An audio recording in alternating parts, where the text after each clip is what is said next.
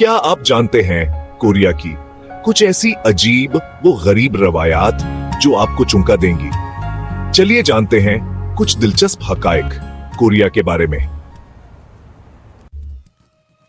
नाम को लाल स्याही से ना लिखें। कोरिया में किसी का नाम लाल स्याही से लिखना मनहूस समझा जाता है, जैसे मौत की इलामत हो। तो ख्याल रखें, लाल स्याही से सिर्फ दिल बनाएं, नाम नहीं। इंटरनेट स्पीड रात से भी तेज। कोरिया के पास है दुनिया की तेज तरीन इंटरनेट सरोस, यानी वीडियो बफरिंग भूल जाएं। कोरियन लड़के और मेकअप जय। जी हां, यहां मर्द भी फैशन और ब्यूटी का खास ख्याल रखते हैं। Foundation, lip balm, face mask, सब आम बात है। सुपर 4 चावल खाए? हाल चाल?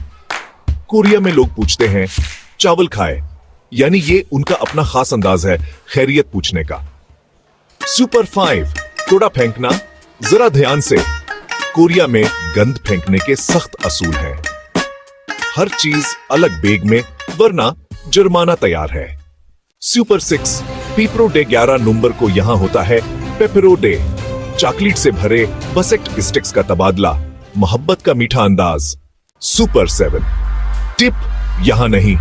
कोरिया में होटल या टैक्सी में टिप देना बदतमीजी समझी जाती है। बल दें और बस शुक्रिया काफी है।